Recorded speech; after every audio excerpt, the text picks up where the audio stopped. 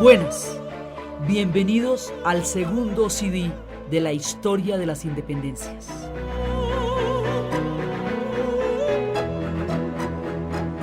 En el primer CD estábamos viendo cómo el escenario europeo se hace terriblemente convulsionado en lo que va a ser el comienzo del siglo XIX y el final del siglo XVIII.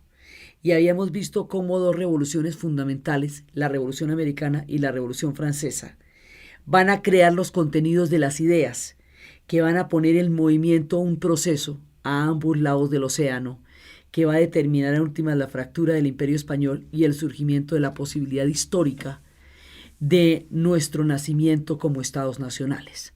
Entonces, hemos visto cómo España tiene que entrar en una serie de alianzas incómodas porque su enemigo originalmente es Inglaterra. Inglaterra ha expulsado a los franceses del Canadá, Inglaterra es aliada con Portugal y Portugal tiene un proceso expansivo dentro de los dominios de España, porque es que al irse Francia, Inglaterra queda solita en la parte de arriba del continente y Portugal queda expandiéndose cada vez más después de la línea de Tordesillas, razón por la que habíamos visto que tocaba reforzar el tema de Buenos Aires y Montevideo como una especie de horqueta a ambos lados del delta para impedir el avance de los portugueses. Entonces, España siente que los dominios de ultramar están amenazados por los ingleses y por los portugueses, porque es que los ingleses alcanzan a dar unas incursiones grandes en el continente, en La Habana y en Buenos Aires, que van a ser muy preocupantes para España. Entonces, ¿qué le queda a España? Aliarse con Francia, porque Francia es otra rival gigantesca que tienen los ingleses y arman una alianza entre ellos dos. Pero ¿qué pasa? Que durante el tiempo de la alianza muchas cosas van a cambiar. Entonces, primero, España estaba en el momento más grande de su imperio, en el momento más importante de todo su desarrollo histórico, bajo el reinado de los Austrias, cuando se habían unido las casas de Juana la Loca y Felipe el Hermoso, las casas de Castilla y Aragón con la casa de los Habsburgo a través de la figura de Carlos V. ¿Sí? Entonces, de esa línea viene Ana de Austria, pero entonces Ana de Austria va a llegar al trono porque uno de los hijos de los Borbones se casa con ella. Y al ser uno de los hijos de los Borbones, que es de Luis XIII, luego viene Luis XIV, uno de los nietos de ellos, se casa con ella y eso hace que un Borbón, es decir, una dinastía de la misma que está en Francia, llegue al poder en España. Porque como todas las noblezas están emparentadas y todas se casan entre sí armando las estructuras de poder de la época, entonces así va a llegar Carlos III. Y Carlos III empieza a hacer las reformas, o sea, llega un Borbón al poder y como son los mismos Borbones que están en el poder en España que en Francia, porque son la misma casa dinástica, entonces ahí se produce una alianza contra un enemigo común y el enemigo común es Inglaterra.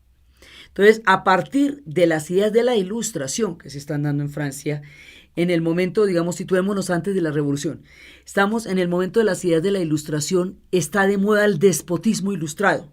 Es decir, la primera forma de modernidad que empieza a presentarse es el despotismo ilustrado. O sea, que los gobernantes deben ser cultos, que deben llevar el mundo del conocimiento. Todo esto lo van a compartir muchos, porque habíamos hablado como Catalina la Grande le parece regio todo esto y apoya a Voltaire y todo, digamos, hasta aquí todavía no vamos a tener problema. El problema es cuando se cuestionen la legitimidad de poder de los reyes, ahí sí va a haber problema. Pero el despotismo ilustrado es una cosa que viste y que a todo el mundo le suena bastante bien. Entonces, Carlos III va a empezar un proceso que es el proceso de las reformas borbónicas. O sea, las reformas, este rey Borbón va a ser un proceso en el cual va a empezar a cambiar el mundo español de muchas maneras. Necesita primero que todo financiar las guerras contra Inglaterra, que son guerras muy costosas para España. Entonces lo va a hacer a través de los impuestos y por eso le sube todos los impuestos a América, lo que va a generar las rebeliones que habíamos hablado la vez pasada de los comuneros y las rebeliones de Tupac Amaru. Son rebeliones muy grandes, pero no rompen el imperio. solamente se rebelan. Mientras que en Estados Unidos, cuando Inglaterra intenta financiar la guerra de ella a través de los impuestos, sí se le rebelan, porque esas son colonias autónomas con unas características de formación y surgimiento diferentes a las de América Latina, porque esas habíamos visto que eran proyectos religiosos independientes que no estaban ligados al concepto de corona. Nosotros sí estamos ligados al concepto de corona, o sea, toda la América Latina tiene un vínculo único con España, que es el rey. La figura del rey es muy importante. Entonces, las reformas borbónicas lo que van a hacer es centralizar el poder. Entonces, centralizar el poder significa desconocer fueros. Fueros significa poderes locales que se tengan de una u otra manera. Es el caso de los vascos, que los van a meter dentro de la cochada de España, muy a su pesar, porque a ellos los habían respetado como una nación, una cultura y una lengua diferentes, que estaban ahí, pero que no necesariamente eran del mismo proceso. Ahí va a empezar el temita a complicarse, porque ellos van a ser, digamos, de alguna manera anexados al mundo español. Es en este contexto de las reformas borbónicas donde se produce la expulsión de los jesuitas, porque los jesuitas tenían un poder gigantesco y esta gente está desconociendo los poderes que no dependen de la corona, que no están estrictamente ligados a la corona. Entonces, ¿qué pasa? Que la corona se hace cada vez más fuerte, más fuerte, más fuerte. De suyo la figura del rey es muy importante en España, porque lo que articuló la formación de España como Estado Nacional, lo estábamos viendo antes, es la monarquía, y lo que le da la cohesión como sociedad es la religión católica. Entonces la figura del rey es sumamente importante porque es alrededor de la cual toda la sociedad se cohesiona. Si además de eso la vamos a hacer cada vez más poderosa, mediante la manera de quebrar los poderes locales, entonces eso va a llegar a construirse un poder gigantesco, que es paralelo al fenómeno del absolutismo monárquico que se está produciendo en Francia con Luis XIII y con Luis XIV. Luis XIII con Richelieu, el artífice, el arquitecto del absolutismo, y Luis XIV con Mazarino, y ya ese mismo proceso que están viviendo en Francia se está viviendo en España, con un peso impresionante del símbolo de la monarquía. Entonces, las reformas borbónicas, ¿qué tratan de hacer? Introducir elementos de la modernidad dentro de España y hacer reformas administrativas y reformas financieras para poder costear la guerra que se tiene con Inglaterra. Eso es básicamente lo que van a hacer, pero son un montón de cosas, digamos, de elementos como de la vida cotidiana también, o sea, no solamente grandes reformas administrativas, sino eso de que la gente no podía tirar las basuras ni los excrementos a la calle, sino que iban a haber baldes para que los recogieran. Una transformación en la higiene, una transformación en la vida cotidiana, una transformación en muchas cosas. Pero esas reformas tenían una resistencia, lo de las capas. Tenían en aquella época, en España se usaban unas capas. Esas capas eran hasta los pies y el sombrero era de ala anchísima. Y debajo de esa capa, usted le ponía la capa a la altura de la nariz y debajo de eso usted podía llevar cualquier cosa, lo que fuera, puñales, espadas. Entonces decía que parecían más forajidos que súbditos de un rey moderno los españoles con esas capas. Entonces no se quieren quitar las capas porque las capas les permiten toda la clandestinidad de la noche.